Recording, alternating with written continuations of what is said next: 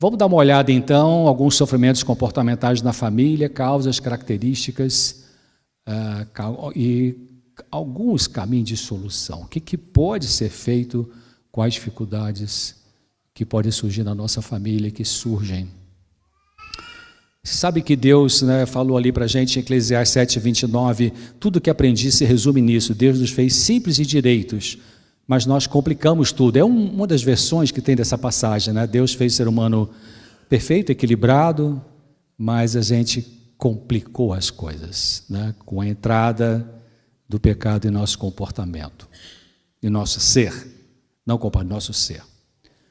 A nossa mente, por que eu vou colocar isso aqui? Porque muito de discussões de casal, muito de discussões entre pais e filhos, muito da maneira como você administra a tua empresa. Tem uma palestra que eu faço sobre burnout, eu mostro vários tipos de líderes, seja da igreja, seja da obra, seja da empresa, o codependente, o paranoico, enfim, tem vários tipos. Então, muito do que a gente faz no dia a dia da vida tem a ver com motivações inconscientes. Você não pensou, mas você está sendo empurrado por alguns conteúdos inconscientes.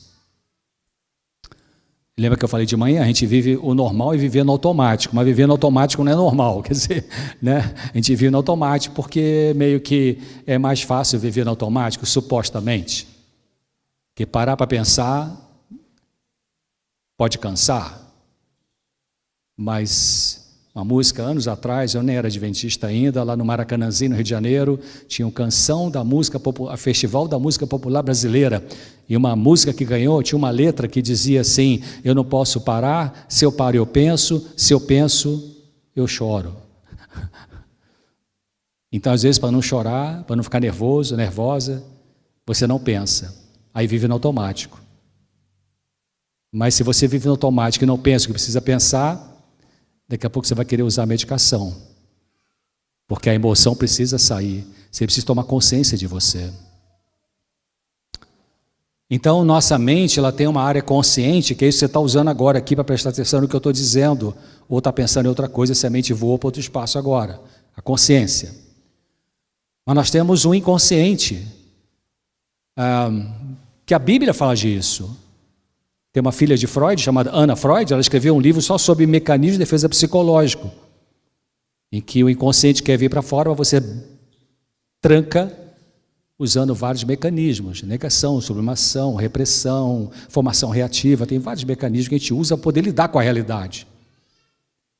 Os psicóticos perderam essa capacidade, então, o inconsciente aflora. É como uma inundação. E entra aqui nessa igreja e enche de água aqui tudo. Não tem barreira para defender. Então, a Bíblia fala de inconsciente. Ellen White fala, eu acho que eu tirei, deixa eu ver se eu tirei aqui. Não, está ali. Deixa eu voltar aqui. Mente e Caráter, volume 1, 273. É difícil compreender a nós mesmos, ter um correto conhecimento do nosso próprio caráter. Não é fácil, A gente pensa que conhece a gente, de repente a gente faz uma coisa e você, cara, por que eu fiz aquilo? Não é isso? Já tem tanta experiência na vida, já sou avô, ainda faço aquilo. Da onde vem isso que você... Sabe quando você quer usar uma palavra, você usa outra? A gente chama isso em psicologia de quê? Ato falho. Ato falho. Você queria dizer, você queria dizer meus pesos, você fala, prazer, meus pesos. Porque, da onde vem essa palavra que você não queria usar? Ou por que não vem a palavra que você queria usar? Tem uma razão para isso. Nada é por acaso. Você não trocou a palavra por acaso. Você não comprou o sapato que não queria e deixou de comprar aquele que você queria por acaso. Não foi questão financeira só. Talvez foi, mas não só. Então, as respostas estão mais inconscientes. Às vezes as respostas das nossas dores estão mais inconscientes do que conscientes, porque no consultório, quando atendia pessoas brilhantes, gente com doutorado ou não, gente inteligente, e que chegava ali, eu vim aqui porque eu estou com tristeza, estou chorando o dia inteiro, não sei porque eu estou assim. E a pessoa inteligente, a pessoa brilhante, por que não sabe? Porque está inconsciente. Porque a causa do sofrimento não está vindo da consciência. Por que não está vindo a consciência? Porque dói. A dor dói. E a gente faz um monte de coisa para fugir da dor. A gente faz coisa que não está no gibi para fugir da dor. Desde comer demais até muito sexo, muita compra, muita comida, muito trabalho, muita cocaína, muita Rivotril, muito álcool, muita viagem, muitos títulos acadêmicos, muita academia. A gente faz um monte de coisa para não pensar na dor. Mas se tem uma dor que você precisa pensar para ela poder ser resolvida, você mais cedo, mais tarde, vai precisar encarar essa dor. A seco, como eu disse de manhã. Jesus falou assim: e conhecereis a verdade vos libertará. Então, para a cura emocional, a pergunta que eu preciso fazer para mim e você para você. Qual é a verdade que eu preciso conhecer sobre meu comportamento que está doído e fazendo outros sofrerem? Qual é a verdade que eu preciso conhecer sobre mim mesmo para ser liberto dessa coisa que me machuca? Psicoterapia é a busca da verdade. Quando você senta no consultório para conversar com um psicólogo sério, que faz um bom trabalho, bom profissional, na verdade, alguma vez eu falar para os meus pacientes: olha, o que nós estamos fazendo aqui, eu estou pegando o espelho e mostrando para você, dá uma olhadinha, porque você havia pensado nessa maneira de você funcionar? Não sabia, é verdade, eu nunca tinha pensado isso. A gente chama isso de quê? De insight, né? Clique, pá. A psicoterapia é um método de ajuda profissional que, na verdade, é a busca da verdade, né? Daquilo que machuca você e para você entender. E aí, então quer dizer que, tá, agora que eu estou entendendo por que eu choro toda hora. Não estava entendendo isso. Por quê? Porque a causa estava dentro, escondida de você mesmo. Por que estava escondida? Já falei. Porque dói. Pensar no que dói, dói. E a gente não quer viver a dor. Então, repito, a gente vai fazer um monte de coisa na vida inconscientemente. Não é que você diz assim: bom, agora eu sei que eu estou sofrendo isso, essa raiva da minha mulher ou do meu marido, vontade de esgoelar e tal, mas eu vou fingir que... Deixa eu botar aqui para baixo do consciente. Não é assim, é automático. A criança vai vivendo ao longo dos anos da infância alguns sofrimentos na família de origem, e ela vai tendo que administrar isso para não surtar. As famílias muito disfuncionais, o que é uma família disfuncional? Disfuncional, que não funciona bem. Pode ser divórcio, espancamento, abuso verbal, uma mãe autoritária, um pai violento, uma mãe fria. A criança sofre e ela precisa rigidez, né? Precisa de manter a sanidade. Como é que a criança faz? Ela vai tentando se adaptar com aquilo. Tem um pai agressivo, depende do perfil dela. Se ela é uma criança mais pisou-levou, ela vai peitar esse pai. Desde pequena, às vezes. Não faço. Peita. Se é uma criança mais de perfil introvertido, mais pendente para a timidez, ela murcha. Pode ter doença psicossomática. Vai voltar a fazer xixi na cama quando já controlava. Que em algumas crianças pode ser sintoma depressivo, que não aparece como tristeza, mas aparece como no físico. A criança fica hiperativa, inquieta, agitada. É uma forma de mostrar a dor que está sofrendo. Então, o inconsciente está na Bíblia, olha só, Salmo 19:12. Quem pode entender os próprios erros, expurga-me. Expurga o quê? Purifica-me, tu, Deus, né? Dos que me são o quê? Ocultos. Como assim erros ocultos? Ocultos aonde? Nesse espaço virtual da nossa mente chamado inconsciente. Salmo 98, diante de ti puseste as nossas iniquidades, nossas maldades, né? Os nossos pecados ocultos à luz do teu rosto. Ocultos aonde? Nessa parte. Então, o conceito de inconsciente não foi Freud que descreveu, não foi a filha de Freud que descreveu cientificamente, foi a primeira vez, possivelmente, mas o conceito, queridos, a pergunta certa não é quando que a Bíblia vai chegar no que a ciência diz. A pergunta certa é: quando é que a ciência vai chegar no que a Bíblia diz? A Bíblia não é um livro científico de compêndios de ciência, mas ali tem matemática, física quântica, geografia, português, literatura, psicologia. Tem um texto de Ellen White que ela fala: os verdadeiros princípios da psicologia estão nas Sagradas Escrituras. Esse é o texto. Arquitetura, matemática, geografia, enfim, álgebra, Está ali na Bíblia, né? Literatura, já falei. Medicina. Então, Jeremias 17:9, enganoso é o coração, lembre disso, coração para a Bíblia, parte mais profunda da mente. Enganoso é o coração mais do que todas as coisas e perverso. Quem o conhecerá? Quem o conhecerá? Então, a gente precisa partir desse princípio para tentar entender por que está havendo conflito na minha casa, na sua casa, com seu cônjuge, com seu filho, com seu pai, com sua mãe, com seu avô, com seu tio, com seu irmão. Aí tem que pensar que existe primeiro o inconsciente.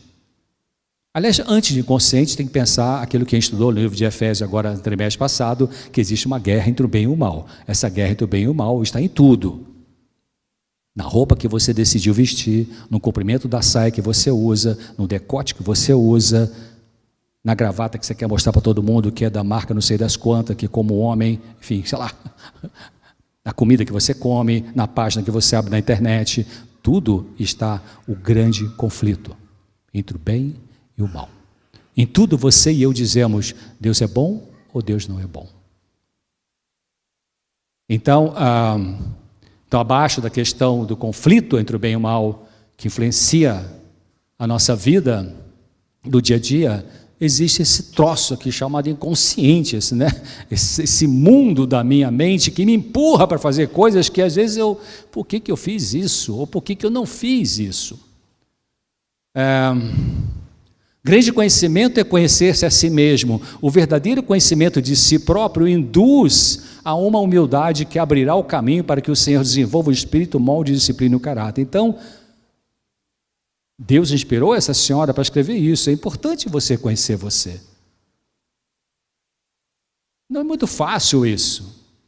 Exige você parar um pouco de ver besteira na internet ou celular e usar alguns recursos para ter autoconhecimento. Ler um bom livro, assistir um seminário, orar, pensar, meditar. O mundo conspira contra isso, né, queridos? Quer entregar tudo mastigado para você no Instagram. Desliga tudo e se liga na oração, na meditação, no pedido de Deus iluminar sua mente para você ir entendendo as coisas que você precisa entender para se conhecer. Então, Ellen White fala assim: animar a expressão de amor para com Deus e uns com os outros. E eu achei muito interessante porque ela é mulher e foi casada e teve filhos. E ela fala assim: a causa de haver tantos homens e o quê?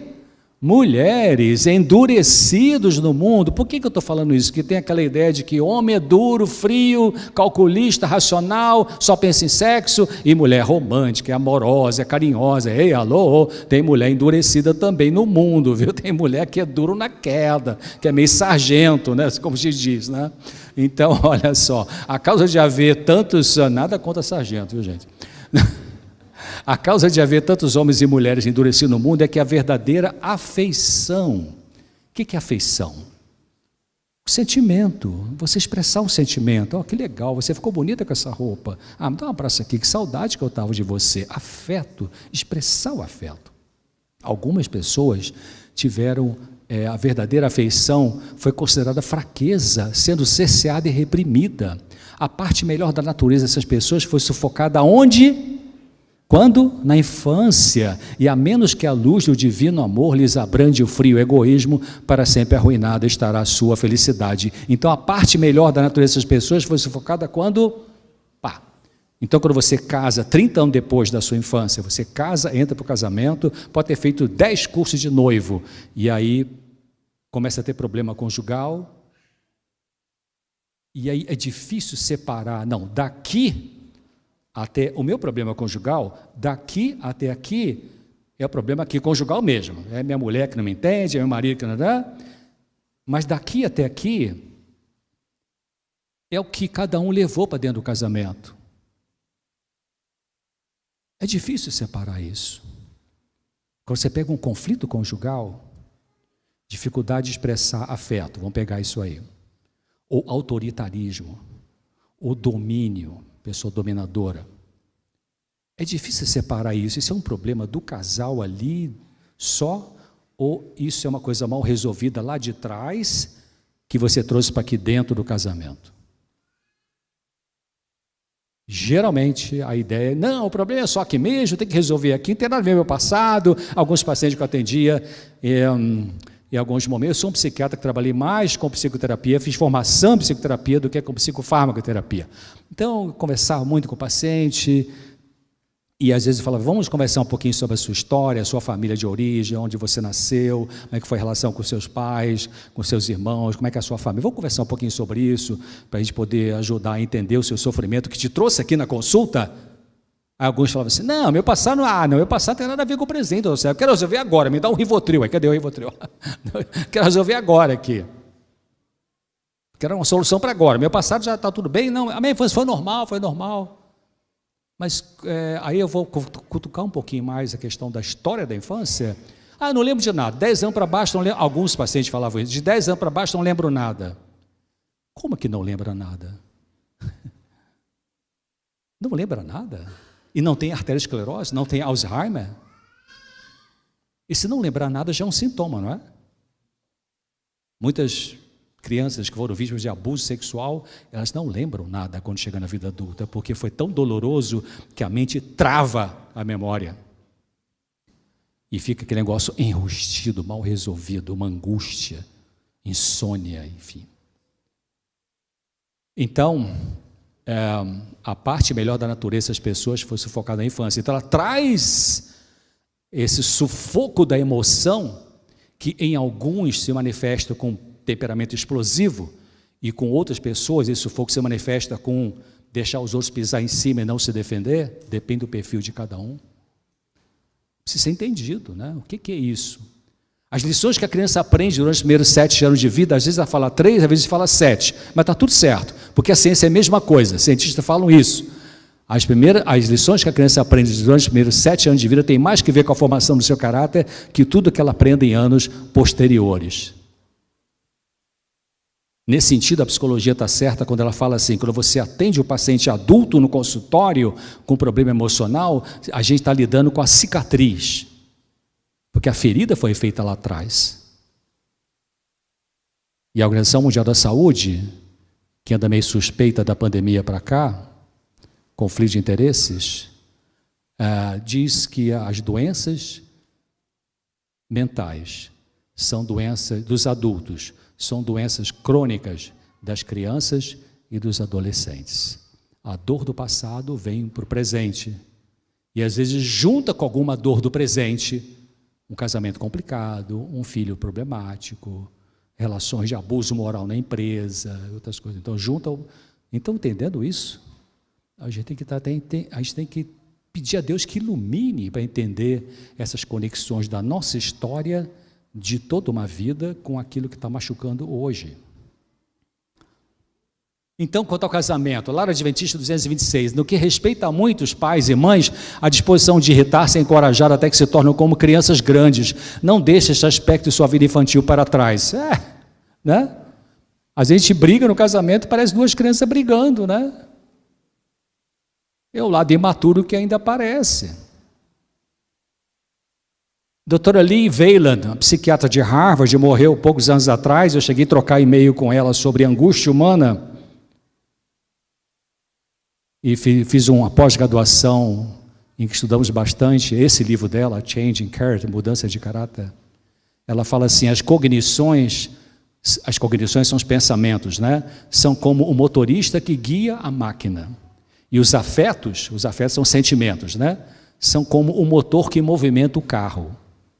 Afeto e cognição, ou seja, o sentimento e o pensamento, são componentes essenciais do funcionamento do cérebro, né? da mente, e ambos podem funcionar mal e necessitar o quê? Reparo. É isso. Você pode ter uma má digestão, ter um H. pylori, que dá uma infecção. Você pode ter uma Covid, vai dar problema pulmonar ou de outra área, e precisa então de um tratamento, um antibiótico. E você pode ter um pensamento torcido, um sentimento bloqueado, que precisa de reparo, de conserto. E o conserto para pensamentos e sentimentos distorcidos mal adaptados, disfuncionais, tudo é a mesma coisa? Não é a medicação. A medicação, ela não muda a forma de você pensar. Ela muda a forma de você sentir. Está muito angustiado, toma alprazolam, ele abaixa a ansiedade? Abaixa. Está com uma angústia, com tensão muscular, toma diazepam, 5 ou 10 miligramas, relaxa o músculo? Relaxa. Está com uma aflição muito grande, e você toma um bromazepam, você toma o próprio clonazepam, que é esse cara famoso do Rivotril, ele abaixa essa angústia? Abaixa. Mas o que causou essa angústia? De onde ela vem? Ela não caiu de paraquedas na sua cabeça aí. Temos que entender isso. Por isso que eu parei com o consultório para trabalhar com psicoeducação. Aliás, já fazia isso, agora estou tentando fazer mais, né? De orientar. Ellen White fala educar. Ela usa 3 vezes essa palavra, né? Para o povo. Nosso povo perece não por falta de conhecimento, mas pelo mau uso do conhecimento. Saúde mental é ter as emoções, a doutora Lee Valand fala também isso. Saúde mental é ter as emoções sem deixar que elas nos tenham. Na realidade, ela sistematizou esse conceito científico, mas a Bíblia já fala disso, quando Efésios 4:26 fala: irai-vos e não pequeis. Está vendo que eu estou falando que a ciência já está na Bíblia? Quer dizer, tem momentos que você vai ter uma raiva, e é justo ter a raiva, e não é errado ter raiva, não é pecado ter raiva, não está errado ter raiva. A raiva é uma emoção que nos ajuda a nos preparar para não deixar que as pessoas nos abusem. As crianças que são pequenas, quando eram pequenas, tinham uma raiva justa, e elas tentavam expressar essa raiva para o pai e para a mãe, e a mãe calava: para com isso aqui em casa ninguém tem raiva, e Jesus detesta a gente que tem raiva, dá bota Jesus no meio, né? Não tem nada a ver. Essas crianças, se são mais dóceis, elas vão achar que elas são culpadas de terem uma raiva que era justo ter. E quando chega na vida adulta, elas vão ser abusadas por pessoas porque não aprenderam a se defender, porque a raiva é que nos ajuda a dizer: para, está me machucando. Mas se você é proibido de ter raiva, você não sabe se defender. Claro, você não vai deixar a criança expressar a raiva do jeito que ela quer. Você vai ter que ajudar para ela aprender a expressar essa raiva de uma forma adequada. Ela não pode jogar o copo de suco na sala sem chutar tudo. Não é isso que eu estou dizendo que você vai deixar a criança fazer. Então, vocês que vieram de carro aqui hoje para a igreja, eu vim de carona aqui com o Joselito, então não estava dirigindo, mas se eu estiver dirigindo, você vem com o seu carro, quais são as rodas mais... Quem pode abrir para mim? Quais são as rodas mais importantes para você chegar aqui? As da frente ou as de trás?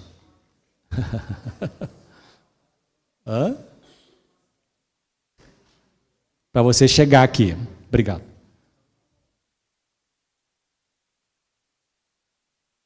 Bom, eu estou falando de carro convencional, né? Então, no carro convencional, quando você vira o volante para a direita, o carro para a direita. Por quê? As rodas da frente viram para a direita. Você vira para a esquerda, as rodas da frente viram para a esquerda, as de trás vão só seguindo, não é isso? As de trás vão acompanhar o que o da frente faz, não é isso? Então, as rodas mais importantes para o seu destino são as da frente, as de trás vão atrás. Vamos trazer isso para a nossa mente humana. O que significa isso? As rodas da frente são os pensamentos e as escolhas. A palavra técnica é volição, ato volitivo, mas isso é uma questão técnica, em lugar de escolha, decisão. Então você pensa e você decide. Agora as rodas de trás também são importantes, que são sentimentos e a maneira como o corpo funciona, a fisiologia. Todo sentimento que você tem, quais são os sentimentos mais do dia a dia que a gente tem? Tristeza, ansiedade, alegria, medo, raiva, vergonha, culpa, dor, né? Sentimento de afeto, são os sentimentos que a gente tem. Todo sentimento tem uma representação visceral no nosso corpo. Então, nunca a mente trabalha sozinha, ela sempre trabalha com o corpo, e o corpo sempre com a mente. Tanto que o intestino é chamado de o segundo cérebro. Interessante, tem mais serotonina aqui do que aqui. O que é uma pessoa... deixa eu dizer um pouquinho mais, então. Vamos supor que cada um de nós temos o órgão de choque. O que é órgão de choque? É aquela parte do seu corpo onde se manifesta algum tipo de sintoma quando você está com algum estresse. Tem pessoas que estão com estresse emocional e vai ter dor de cabeça. Outro vai ter enxaqueca. Outro vai ter diarreia. Outro vai ter dor de barriga sem diarreia. Outro vai ter tremor. Não é? Você que sabe qual é o órgão de choque seu. Pode ser um ou mais de um. Por quê? Porque para toda emoção tem uma parte do corpo que entra ali para poder ajudar a mente na realidade. Então, vamos pensar assim, a gente pensar a mente humana desse jeito, o que é uma pessoa nervosa? Nervoso não é uma palavra técnica, né? É a palavra popular. Mas o que é uma pessoa nervosa? Aquela pessoa que é muito impaciente, que não tem nem pavio, né? Pavio, não tem pavio, né? Talvez 40% aqui seja isso, 40% e 10%, 20% é um misto. É aquela pessoa que está no trânsito, o cara nem encostou no carro, só deu uma mini fechadinha assim, o cara é estourado, já sai buzinando, bota a mão para fora, com um seno obsceno, já xinga, e se o cara está armado, às vezes aparece na televisão isso, não aparece na televisão? No Datena, 7 da tarde. Aí o cara desce lá, pá, dá um tiro, aí vem a polícia, prende, leva o cara impaciente para a delegacia, e aí o sangue esfria, aí esse cara nervoso, ou essa mulher nervosa, o sangue esfriou, aí o que a pessoa faz então? Bota a mão na cabeça e geralmente o que diz? Meu Deus, onde eu estava com a cabeça para fazer essa besteira que eu fiz? Onde estava a cabeça? Estava na roda de trás. Ou seja, o pensamento naquela hora, ele fez um rodízio, o pensamento foi para trás e a emoção foi para frente. A emoção que comandou. São as pessoas impulsivas. O que é uma pessoa impulsiva? É uma pessoa que só pensa depois. É um problema, né? Nas famílias. Então, estilo de casamento e brigas. O que é casamento conciliador? Eles chegam a um acordo e quando surgem problemas, o casal discute sobre eles com serenidade, visando a satisfação mútua, querem resolver o problema e não provocar briga. Esse é o casal conciliador. Pode até que a emoção fique meio quente algumas horas, mas você disse aquilo, você não devia ter dito aquilo, mas eu vou seguir daqui, explicar um pouquinho mais. Não é que é uma conversa fria, tipo chá das 5 dos britânicos, assim, ou aqueles caras de Brasília que falam, Vossa Excelência é um safado. Assim, não é? Na Brasília não é assim, né? Vossa Excelência é um cretino. Tá? Assim, não é isso. Isso é doença mental que não tem Rivotril que dá jeito. Então, pode subir a emoção, mas eles têm uma meta, resolver o problema. Porque tem pessoas que são briguentas, eu chamo de pessoas bélicas. O que é uma pessoa bélica? É uma pessoa que adora briga, né? Tem pessoas que adoram tanta briga, gosta tanto de brigar, que chega 10h30 da noite e fala, cara, 10h30, não briguei com ninguém ainda hoje, com quem que eu vou brigar? Aí liga para alguém para discutir com alguém, porque tem que dormir, brigar, é uma briguinha hoje, tem que ter uma briguinha. Implica porque o vizinho tem uma palmeirinha e caiu metade da folhinha no quintal dela ou dele. Tá, esse cara deixa cair daqui. Não tem pessoa assim? Da igreja?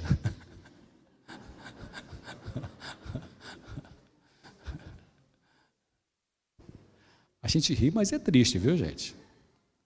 Então é isso. Outro tipo de casamento é o casal que evita conflitos. Não, está tudo certo. Um está desabando, mas está tudo certo. Casais que concordam, discordam, raramente confrontando suas diferenças. No stress.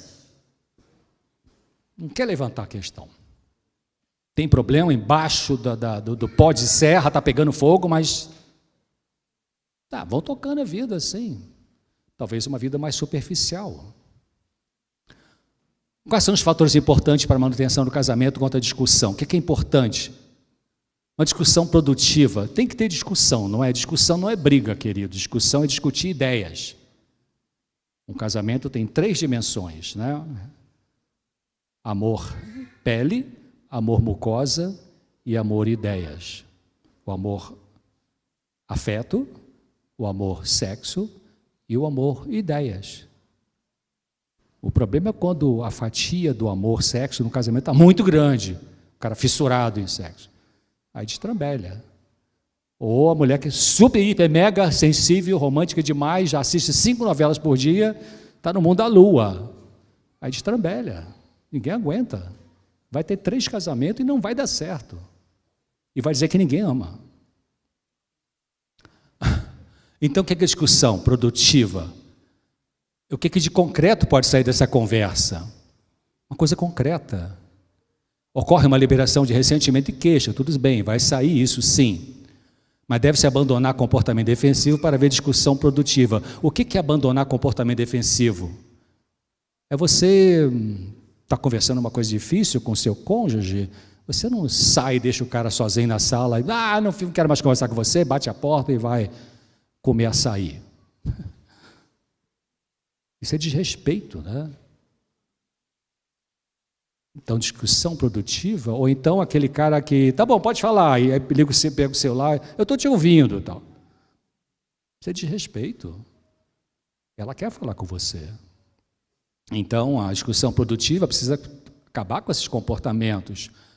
O que eu posso fazer nessa discussão para evitar repetir as mesmas tensões de outras vezes? Preste atenção, porque algum assunto difícil que você tentou conversar no casamento e que não resolveu ainda, ele está pendente, você vai voltar de novo lá na frente pode ser 3 dias depois, 2 meses depois, e preste atenção, porque tem alguma palavrinha mágica que se você usar, destrambelha tudo. Ou se ele usar, já complica. Então, cada um tem que perceber, toda vez que eu toco naquele assunto, ela fica uma fera. Então, como é que você pode falar disso de uma forma construtiva? Porque se você falar da mesma maneira, não resolve, só empurra com a barriga a resolução do problema. Respeito na conversa, não depreciar o outro, seu isso, sua aquilo, evitar agressões verbais, não destratar a pessoa, não tratar o outro como se fosse criança, gritando, dando bronca, mas eu te disse, você não fazia isso aqui, vou para casa da minha mãe por causa disso, tal. Para com isso. São 2 adultos conversando, né? Agora entrando um pouquinho na questão um pouquinho mais pesada. Cadê o relógio? Está lá. Erga a voz em favor dos que não podem defender-se, seja defensor de todos os desamparados, erga a voz e julgue com justiça, defenda os direitos dos pobres e dos necessitados. Então Deus diz isso. Antigamente, quando eu era criança, tinha uma frase que falava assim, briga de marido e mulher, ninguém é o quê? Mete a colher ou não mete a colher? Não mete a colher? Se você sabe que a tua vizinha está sendo espancada pelo marido dela, você mete a colher ou não mete a colher? Você sabe que na igreja tem alguém que está sendo abusado por um marido descontrolado ou por uma mulher descontrolada? Uma vez um jornalista, não sei se foi da Isto É ou Veja, assim, quis falar comigo porque eu escrevi um artigo que 99,9% dos artigos nesse assunto de violência familiar a mulher é a vítima. Mas eu escrevi quando o homem é a vítima. E o cara achou interessante, porque se fala sobre isso. Vocês já ouviram falar de alguma cidade que tem a delegacia do homem?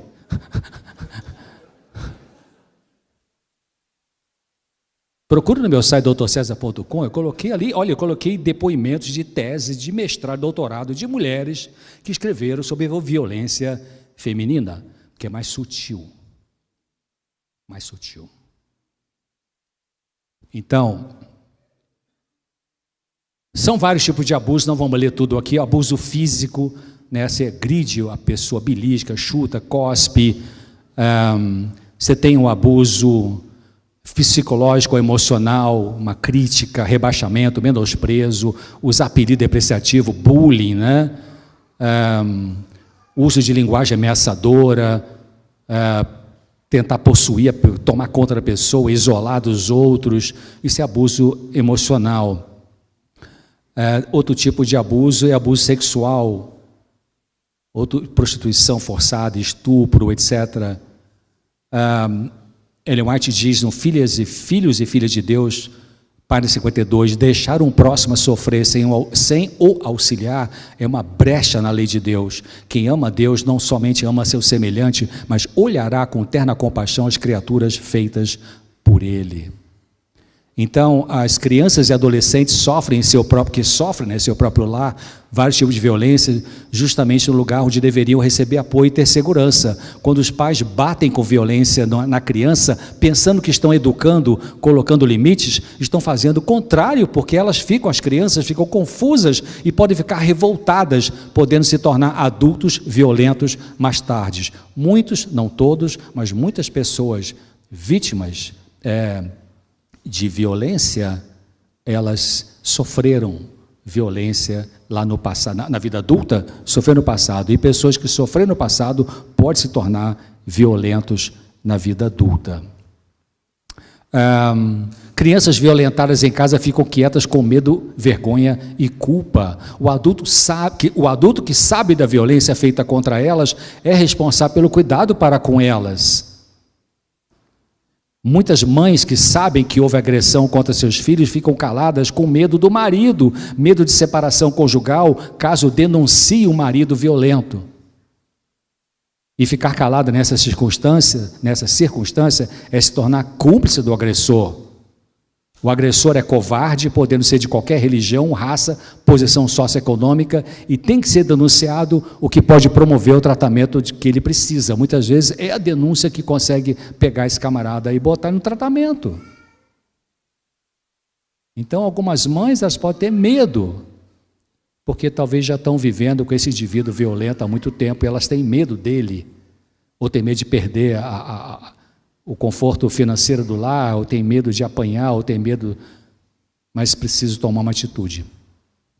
Porque a criança não tem culpa de nada disso. O Dr. Edson Passetti, num artigo chamado Violentados, Criança, Adolescente e Justiça, ele fala que 13% do total de denúncias de violência recebida pelo Serviço de Advocacia da Criança se refere à violência sexual, sendo a família responsável por 62% nesses casos. O pai é o principal agressor em 59% das vezes, seguido pelo padrasto em 25% das vezes. Entre meninos, o pai foi o agente violento principal, seguido dos padrastos e tios, independentemente se são cristãos ou não. Por que a mulher que sofre violência continua num relacionamento abusivo? Vamos pensar um pouquinho nisso. Talvez ela se acomodou com a situação. Você sabe que tem crianças que viveram num ambiente muito complicado na infância. A lente com que elas enxergam a realidade é que a realidade é de sofrimento o tempo todo. Elas não acreditam que pode ter uma coisa melhor do que aquilo que elas viveram. Se acostumaram com aquele lixo. Então, um casal pode ser desequilibrado, às vezes ligados com drogas, os dois, então um bate no outro, mas se amam, se perdoam, se quebram, enfim. A mulher parece não se importar com a situação, sendo que no final da história acabam se embriagando juntos e felizes. Esse é um modelo bem patológico também. A mulher se tornou dependente do seu marido e da vida que ele lhe proporciona. Ela se submete à situação para manter a estrutura familiar. Algumas vezes é isso. Como é que vai ficar meus filhos se eu for embora? Eu não vou ter condições de cuidar dessas crianças sozinha. Então tem que me submeter a esse camarada para poder educar essa criança, botar no dentista, na escola, no médico, enfim. O casal vive de aparências. Os fatos sobre a violência da mulher. Nenhum tipo de violência deve ser aceito. A comunidade tem o direito e dever de se envolver nisso. Uma vez que a violência tem início, ela não cessa espontaneamente. Algumas mulheres toleram. Não, ele vai mudar. Não, quem sabe? Ele diz que outro dia vai na igreja, mas nunca vai. Tem 5 anos que diz que vai, mas que não vai. Ou foi, mas não adiantou nada. Nada do que a mulher fizer vai mudar o comportamento agressivo do parceiro. A violência deve ficar pública, só assim ela pode acabar. A mulher não gosta de ser violentada, aquela história daqueles machistas, né? A mulher gosta de apanhar. Não tem nada a ver com a realidade. Então, por que a mulher continua um pouquinho mais? Geralmente culpa a vítima por abandonar o lar, não ser boa esposa, não ser boa mãe, e a vítima se sente culpada. Não é isso? Porque você não tentou mais? Porque você tentou, mas você não sabe o que ela passou lá. A comunidade não tem recursos para ajudar essas pessoas vítimas de violência, então ela aguenta. Ela procurou ajuda e não adiantou. O padre recriminou, o pastor só orou e não fez mais nada, o advogado achou graça, o parente disse que não quer se meter, e ela ficou sozinha. Por que alguns homens e mulheres são agressivas? Vamos pensar um pouco nisso. Pode ser orgulho, a pessoa se acha melhor que os outros. Pode ter um temperamento explosivo, como eu disse, ainda não aprendeu a moderar sua maneira de expressar as emoções. A roda da frente geralmente sempre é a da emoção, não é da razão, do pensamento. Insegurança emocional, atacam de graça por causa da insegurança interior, que talvez nem perceba o que tem. Ou pode ter um transtorno de personalidade, que é alguma coisa mais grave, né? Vários tipos de transtorno de personalidade violenta. Pessoa muito estressada, ficam agressivas verbalmente para provar que estão certas. Aí vem aquela pergunta: você quer ser feliz ou ter razão? Ter razão ou ser feliz, né? Essa pergunta é boa para as pessoas que são mais perfeccionistas, que se irritam com o outro porque o outro não fez 100% exatamente como você pediu. As pessoas perfeccionistas estão mais preocupadas com as coisas do que com as pessoas. Elas se irritam por detalhes. Não é que está errado querer o que é certo, o que é bem feito, mas se irritar com descontrole, esse é um problema.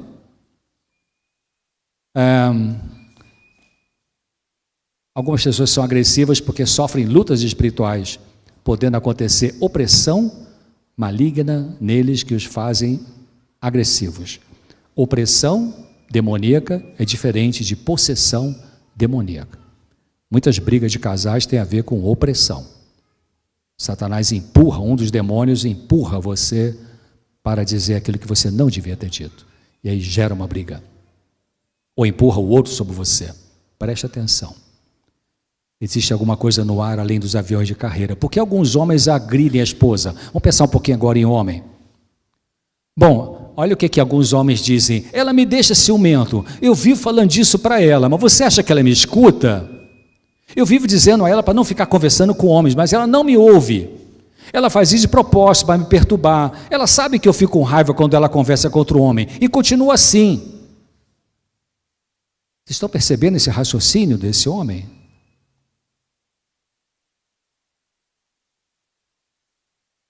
Um homem que raciocina assim, culpa a esposa de fazê-lo sentir certas coisas. Eu fico nervoso com você porque você faz aquilo. Qual é a verdade? Eu fico nervoso demais com você porque eu não tenho controle emocional.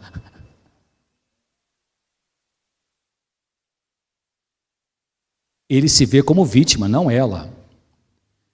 Ele repete o ciclo sempre com distorções de pensamentos. Ela me trata injustamente. Ela faz isso de propósito para me perturbar. Não faz. É verdade, algumas mulheres podem fazer para perturbar. Mas muitas não fazem para perturbar. Apenas está resolvendo um assunto ali na porta da igreja que tem que resolver aquele negócio da ornamentação. E o cara é o que vende lá as flores.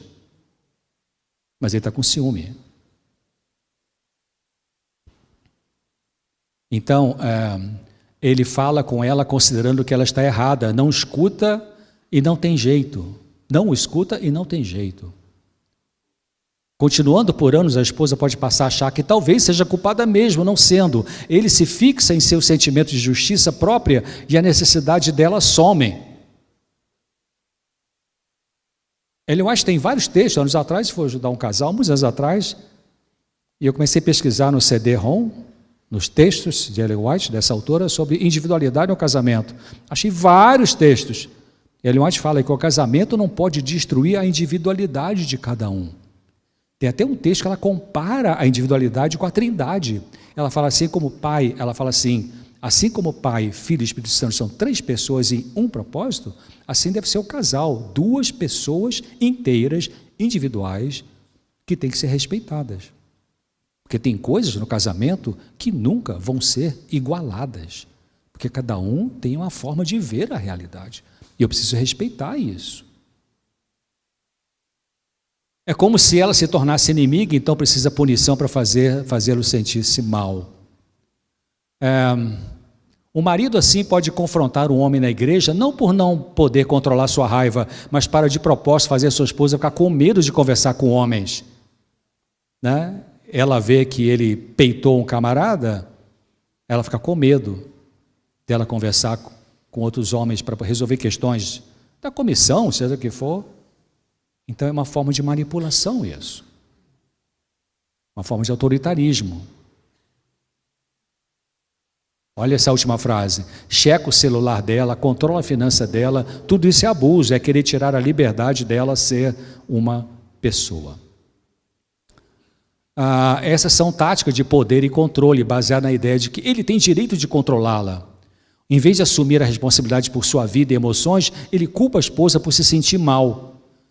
Ele pode amar essa esposa, mas ter sentimentos imaturos de posse, crendo que ela é inferior.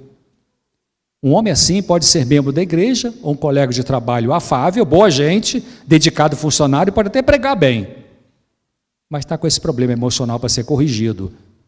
E a sua esposa pode querer ficar com ele, desejando que o comportamento violento e controlador terminem. Não vai terminar espontaneamente, dificilmente, vai ter que ser confrontado, no sentido equilibrado dessa palavra. Ela pode ter medo de sair do relacionamento por falta de apoio ou por estar isolada devido ao controle que ele exerce ao longo do tempo. Separação aumenta o risco de violência pela ameaça de perda do controle sobre outra pessoa sobre quem se atua com abuso. Muitas vezes também se fala sobre feminicídio, né? E eu escrevi pouco tempo atrás, está lá no drcesar.com. Eu pego o outro lado da moeda, né? Muitas garotas acabam se envolvendo com homens violentos e que davam sinais de violência. Mas a paixão tomou conta da cabeça, a roda da frente veio de trás veio para frente. Não, estou apaixonada por ele, essa paixão deixa você cega e você não vê os sinais de violência. Quais são os sinais de violência que um homem pode, um namorado, um noivo pode emitir? Não deixa você sair com as amigas, não deixa você ficar com os seus parentes. Você escuta falar que quando está nervoso ele soca a parede. Você já viu ele ter crise de nervoso no trânsito por uma besteira. Mas você passa por cima disso porque, eu amo tanto esse cara, meu Deus, é o homem da minha vida e tal, eu acho que Deus está me mandando e tal. Anos atrás eu recebi uma carta, naquela época que tinha carta, né? Faz tempo isso aí. E a menina mandou uma carta assim: Dr. César, eu sou cristã, estou namorando o rapaz, estou apaixonada por ele, e eu quero realmente fazer minha vida com ele, mas só tem um probleminha, ele gosta de maconha, mas eu tenho certeza que meu amor vai mudá-lo, eu tenho certeza que eu vou fazer ele parar de fumar maconha, e eu amo tanto que o meu grande amor vai fazer isso, eu sei, acredito que Deus vai me ajudar com esse amor que eu sinto por ele. O que o senhor acha? É igual eu fiz uma semana de oração lá no Ex-Ena, em Pernambuco. Eu falei assim: tira o seu jegue da chuva, né? Tira o cavalo da chuva. Assim. Lá é o jeguinho, né? O jeguinho de Pernambuco. Muito, muito bonitinho o jeguinho. Cara, você não muda ninguém, nem eu. Tira essa ideia da cabeça. Esse cara só vai parar de usar o dia que ele decidir parar. Não é o seu amor que vai fazer ele parar. Não vai mesmo. Ninguém muda ninguém, isso é uma lei psicológica. Se eu soltar esse microfone, ele cai no chão porque ele é mau? Não, é porque tem uma lei chamada lei da gravidade. Então tem uma lei em psicologia que diz assim: nós não mudamos a outra pessoa agindo diretamente sobre ela. Não adianta. A gente só muda, se você mudar o seu comportamento, aí o outro pode mudar como reação à sua mudança. Mas você não muda o outro. Eu não... Se a gente mudasse o outro, eu tinha ficado rico como psiquiatra, né, de mudar as pessoas. Só a pessoa que decide se ela quer ou se ela não quer mudar. Então, 60% da violência, 66% da violência masculina ocorre por homens que não controlam a sua raiva. Talvez o pai tenha sido descontrolado ou a mãe. Homens agridem a esposa porque cresceram em famílias onde presenciavam a violência. A maioria, Dr. Michael Grotesk, sociólogo da Universidade de New Orleans, estudou mais de 20 anos esse assunto, ele falou assim: a maioria dos agressores foram criados num campo de batalha doméstico. Eles passaram a infância num ambiente hostil, onde a violência física e emocional era um quê? Feijão com arroz do dia a dia, um quebra-pau danado, está tudo certo. Cresceram nesse ambiente. Nesse ambiente, o menino aprende que o homem sempre deve desprezar e dominar as mulheres e que a maioria deve fazer isso, e que a maneira de fazer isso é assustá-las, machucá-las e humilhá-las. A Ana Beatriz Barbosa da Silva, alguém já ouviu falar dela? Psiquiatra da UERJ, escreveu vários livros, Mentes Inquietas, Mente Violenta, Mente Depressiva e tal. Participei de um congresso no Ceará, e ela estava junto, fizemos palestra juntos e tal, e viajei com ela no mesmo avião de volta para o Rio, conversamos. O primeiro livro dela é Mentes Inquietas, porque ela é inquieta, né? Ela tem TDAH. E ela contou a história de que atendeu uma moça, ela trabalha no Rio de Janeiro, ela estava apaixonada por um cara, e o cara ela estava tão apaixonada, e o camarada, ela falou assim em público, por isso que eu posso falar, não foi nenhuma coisa particular de profissional para profissional, mas que aquele cara que contratou um helicóptero e foi em cima da casa dela e soltou pétalas de rosas e tal. Mas o cara, ele é violento, era um violento, e ela estava começando a ficar cega para essa violência do cara. Imagina, o cara contratou um helicóptero, jogou pétalas de rosa na minha casa, meu Deus, ele me ama tanto. Mas espanca. Não se deixe levar para a carência. Aprende que esses homens aprendem que para conseguir a aprovação do pai, deve copiar o exemplo dele de violência. O que diz Provérbios 22:6? Provérbios 22:6. Vamos dar uma olhadinha aqui. Provérbios 22:6. Provérbios 22:6. Instrui o menino no caminho que deve andar, e até quando envelhecer, não se desviará dele. Então, qual é o caminho que a gente ensina, né? De violência ou não violência. Quais são os fatores de risco para a violência? O agressor tem antecedente de violência doméstica. Como é que você pode saber se a pessoa tem um risco para ser violento? Tem antecedente. Vai lá procurar a história dele, como ele tratava o pai e a mãe, ou como trata. Está desempregado. Usa droga pelo menos uma vez por ano. Viu o pai bater na mãe em casa. O casal não tem união legalizada. O marido, mesmo empregado, não é bem remunerado. Não concluiu o curso médio, esse rapaz. Tem entre 18 e 30 anos, ele ou a esposa ou ambos agridem os filhos em casa, renda abaixo da linha de pobreza, homem e mulher com formação cultural diferente, muito diferente. São riscos para a violência. Então, quais são os passos para o homem violento mudar? Assumir a responsabilidade por seu comportamento e treinar a fazer a escolha de agir não agressivamente. Pensar que a violência contra a mulher é sempre escolha individual, nunca desculpável. Compreender que a mulher não é um objeto para ficar mandando nela. Entender que a violência não é por usar álcool ou outra droga. Dizer que agrediu a mulher por estar bêbado é desculpa para atenuar a situação. Violência contra a mulher não é genética, é construída por quem passou por situações violentas e reflete isso nas atitudes. Refletir sobre o seu comportamento, pensar antes de tomar qualquer atitude, né? A roda da frente precisa ser a cognição, o pensamento, a razão. Se você não está conseguindo, então espera um pouquinho. Respira fundo, toma uma chuveirada, vai rachar lenha, vai capinar, mas não fique soltando em cima das pessoas a sua raiva, que não tem nada a ver com a tua dor. Tem até uma frase que diz assim, como é que é? Se você não se curar, se você não procura em Deus a cura daquilo que te feriu lá atrás, você vai sangrar em cima de pessoas que não te machucaram. Então, aceitar a responsabilidade pelo acontecido, expressar sincero pesar e arrependimento. O verdadeiro arrependimento é mais do que pesar pelo erro cometido, é um decidido afastamento dele. Oferecer alguma recompensa de alguma forma, já que eu te machuquei tanto, então agora ofereça uma recompensa, que a pessoa goste dessa recompensa.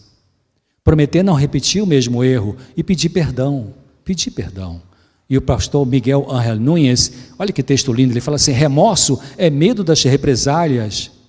Remorso é medo das represálias ou consequências legais pela ação realizada. Em vez disso, quem se arrepende fez o quê? Vive de outra maneira. Muito comum receber pedido de ajuda de pessoas que me escrevem lá, enfim, ou que manda pergunta para Novo Tempo. Doutor César, meu marido já me prometeu que não vai me trair mais, eu já perdoei, já tem 26 anos que eu perdoo, ele já fez isso várias vezes, já entrou para a igreja, já saiu para a igreja e tal, enfim. O cara vive repetindo. Então você tem que tomar uma atitude firme. Ou resolve ou acaba. Não é para continuar desse jeito. Ouviram falar em James Dobson, psicólogo americano? Tem vários livros dele. Tem um livro específico sobre infidelidade conjugal chamado O Amor Tem que Ser Firme. O Amor Tem que Ser Firme, editor O Mundo Cristão. Uma mulher entrou em contato com ele. Ele é um cristão conservador, né? E ela estava sendo traída pelo marido. E ele conta no livro isso, e ela fala assim: Dr. Dobson, então, já que eu sou uma mulher cristã, eu acho que eu tenho que perdoar, tenho que aceitar, tenho que fazer tudo o que ele quer, tenho que agradar ele, para ver se eu reconquisto ele, não é isso? Ele está me traindo já tem alguns anos, mas não é isso que eu tenho que fazer? Aí o Dr. Dobson fala assim: não é isso que você tem que fazer. Você vai tratá-lo bem, com diplomacia, bom dia, boa tarde, boa noite, mas ele lá e você aqui, e ele tem que procurar uma ajuda para parar com isso. Porque se você fica permissiva, você facilita o descaramento do outro. Tem que ter limite para a maldade, queridos. O cristão é aquele que você fica pisando nele e ele não fala nada. Virar o outro rosto não é você deixar as pessoas te agredir de forma ilimitada. Jesus não deixava isso. As pessoas queriam agredi-lo. E conseguiram, né, no final. E era pessoa da igreja, não era do mundo. Mas tinha horas que ele dizia, tinha horas que ele não falava nada. Pegava em pedras para jogar e ele saía embora. E tinha horas que ele peitava. Depende da situação, depende da hora. Mas ele não deixava. Ele não falava assim: pode jogar pedra em mim, eu sou o Salvador mesmo, pode jogar pedra em mim. Aí, alô, que é isso? Não é isso que Deus pede que eu e você façamos quando somos vítimas de abusos agressivos. Então ele diz assim: aquele que maltrata outra pessoa física, sexual ou psicologicamente tem que assumir as consequências de seu ato. Caso contrário, o perdão não terá sentido nem significado. Perdoar não é passar por alto as consequências das agressões. Isso é injustiça. O perdão bíblico é sempre um ato realizado no contexto de justiça. Em nenhuma parte é um ato isento de responsabilidade. Seria confundir perdão com impunidade. E não é isso que a Bíblia apresenta. Não se pode viver no contexto de rancor. Mas é importante entender que o perdão tem seu tempo de desenvolvimento. É pessoal. E em muitos casos, o quê? Um milagre.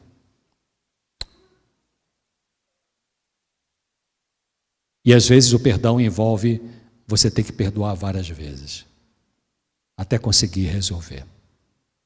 E o perdão não é de graça. Mas é de graça ou não é de graça? O tema não é perdão, o tema parece só sobre perdão. O perdão que Jesus ofereceu para nós foi de graça, sim ou não? Foi e não foi, né? Ele se ofereceu gratuitamente, mas qual o preço que ele pagou? Qual o preço que ele pagou? Isso aqui, depois, quem quiser pesquisar, foi o próprio pastor Emanuel, que no encontro de pastoral lá no UNASP me deu essa referência anos atrás. Uma mulher complicada, neurótica. E Ellen White mandou uma carta para ela, mandou uma carta para a mãe dela. Ela perturbava a vida desse obreiro aí, Craig. Pesado, ela pegou pesado com essa mulher. Gostei de ver. Não porque foi mulher, mas porque ela foi honesta. Ela falou: você tem que voltar para tua mãe porque ela estragou você. E você está estragando a vida desse camarada. Muito bom essa aí. Está em inglês, tudo isso, mas, como ela diz também no Lar Adventista, tem um texto lá que ela falou para uma mulher que vivia com um cara abusivo, ela falou assim: você não volta para ele enquanto ele não toma jeito. É isso. Gostei também. Algumas características de uma esposa autoritária. São 5 e 23. O que é a pessoa autoritária, homem ou mulher? Dominadora, agressiva verbalmente, espaçosa, sente que os outros lhe devem favores, tem muita dificuldade de admitir que é assim, passa por cima do sentimento dos outros, tem falta de consciência do jeito agressivo de ser, acha que obedecer ao esposo é submissão errônea, mas submissão ao esposo que segue ao Senhor Jesus é instrução bíblica. Isso não é o mesmo que perder a individualidade. Já tentaram cortar meu pescoço por causa de eu dizer isso aí, né? Entenderam tudo errado. Não estou dizendo que submissão da mulher ao esposo é você. O que você quer, querido? O que você quer? Está aí, como se fosse uma serva, mordoma. Não é isso que eu estou dizendo. A Bíblia, leia o que a Bíblia fala sobre isso. Não cede, a autoritária não cede à autoridade divina, isso é rebelião, é o que Lúcifer fez. Será que ela tem problemas psicológicos com o pai, por isso que é rebelde? Será prepotente, arrogante, aquilo, posso tudo, sou poderosa, eu sei tudo, meu amor vai mudar o mundo? Vocês já ouviram falar em Maiara Flores, de Campo Grande? Entra no YouTube, Maiara Flores, feminismo, uma palestra belíssima que ela foi, uma jovem adventista. Teve um filhinho agora, eu tive com ela no GYC lá em Pernambuco, e ela e o marido e o bebezinho, belíssima palestra sobre feminismo, que está conectado com socialismo, com maçonaria, com nova era mundial, está tudo no mesmo pacote. Por isso que esse camarada ganhou, porque está tudo junto, Biden, Papa, Elon Musk, Klaus Schwab, Fórum Econômico Mundial, Bill Gates, está todo mundo na mesma patota de criar essa nova ordem mundial que vai castrar a nossa liberdade, e está tudo pronto. Por isso que eu falei, a volta de Jesus está muito próxima, queridos. Então, eu pedi autorização até a Maiara para gravar um programa pegando várias informações, porque ela pesquisou muito sobre as feministas, as eugenistas, e se elogia muito Jean-Jacques Rousseau, né? E aquela Simone de Beauvoir. Já ouviram falar em Simone de Beauvoir? Uma mulher poderosa e exaltada pela mídia, era uma perversa. Ela foi expulsa de Sorbonne, porque ela seduzia alunas. Foi uma mulher perversa, sabe, no mundo particular dela. Entregava as meninas para o amante dela. Lê, Maiara Flores, YouTube, feminismo. Algumas características de uma esposa autoritária: confunde amor com sentimento, será? Perde a qualificação para ser esposa por causa do descontrole emocional frequente. Isso é Ellen White que fala, esse direito de perde o direito. Então, a sua esposa autoritária, você vive com a mulher autoritária, dê uma pausa para esfriar a cabeça, não responda a pessoa com raiva, você tem direito de ficar quieto. Ou se você vive com o marido autoritário, né? Você não pode mudar a pessoa, só a sua reação a ela. Você pode tentar mostrar para essa pessoa quão danosos são os comportamentos abusivos dela e como estão afetando você, e orar para que ela entenda. Porque você pode falar com calma, com serenidade, com jeito, com carinho, e a pessoa que não abriu mão ainda do autoritarismo, como é que você está falando isso comigo? Bateu e voltou, não entrou. Não funcionou. As pessoas não ficam curadas quando elas querem, elas ficam curadas quando elas podem, quando elas conseguem, quando estão prontas. Nem todo mundo que vai a médico quer cura, às vezes quer cura só do sintoma, mas não quer cura da causa. Tem uma frase que diz assim: quando o aluno está pronto, o professor aparece. E Jesus falou uma coisa parecida, quando ele falou assim: eu tenho muita coisa para dizer para vocês, mas vocês ainda não estão o quê? Prontos, preparados para ouvir. Então eu peço, Senhor, me prepare para eu ver aquelas coisas que o Senhor quer que eu veja sobre mim, para eu amadurecer. Agora cuidado com o que você pede a Deus, porque Ele vai te dar, viu? Você pede para Ele te ensinar como é que você é no fundo do teu coração, coisa que você não conhece ainda, Ele vai te mostrar, e vão aparecer as coisinhas que não são muito bonitas da gente ver, mas se você quer crescer, então você tem que pedir isso. Ore para que sua esposa ou seu marido tome a decisão de mudar, mas você não pode forçar a mudança, já falei sobre isso. Pense também, o comportamento abusivo é uma manifestação de padrões de pensamento abusivos. Pensar, sentir e agir. Com seus pensamentos, mas lembra que eu falei aquelas pessoas bélicas? Tem pessoas que são bélicas e gostam de briga ou de peitar os outros. Pode ser uma defesa de uma insegurança, pode ser pessoas inseguras, que para se sentir seguras tem que estar sempre mostrando alguém que é poderoso, poderosa. Que besteira, né? Quando Ellen White fala de Sansão, e ela fala de temperamento forte, né? A expressão que o mundo usa, né? Ela usou também. Temperamento forte, no sentido da pessoa que é pavio curto, é uma pessoa fraca. Lê o que Ellen White descreve sobre Sansão. Ele era fraco na administrar as emoções dele. Só se muda padrões de pensamento com a introdução de pensamentos novos, mas isso é a pessoa que tem que escolher mudar. Tenha convicção das suas convicções. Parece uma idiotice falar isso, mas não é não. Você já aprendeu alguma coisa na vida, você já entendeu algumas questões. Então tenha convicção disso, que Deus já te mostrou que é uma verdade nessa questão desse conflito. O que você vai precisar, e é sabedoria para saber quando dizer e quando não dizer. Às vezes é sábio ficar calado, às vezes é sábio dizer. Eu dou uma dica: se você é uma pessoa que tem facilidade para falar as coisas, talvez você precise de mais sabedoria para ouvir. E se você tem dificuldade de falar, você precisa de sabedoria e coragem para falar. Aprenda que o abuso começa por causa da insegurança ou problema de confiança do abusador. Estabeleça limites. O abuso é uma questão de desrespeito que geralmente envolve falta de controle de limites pouco claros. Você não colocou limites, você deixou a pessoa ultrapassar. Deixe sua esposa ou seu marido saber que você agora reconhece que permitiu o desrespeito no passado, mas que essa época o quê?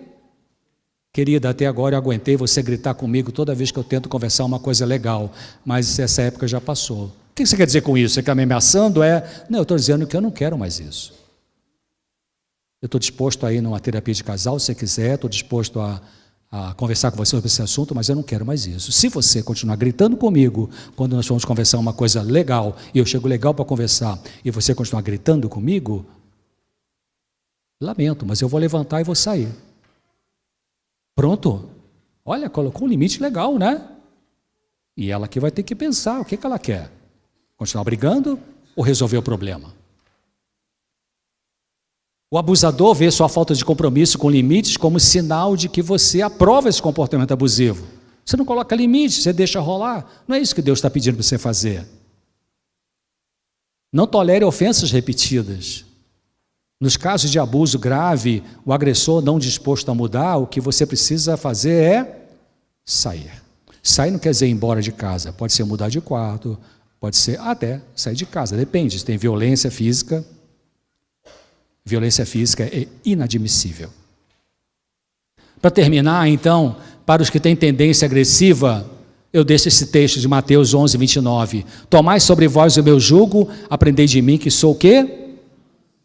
Manso e humilde de coração. E o quê?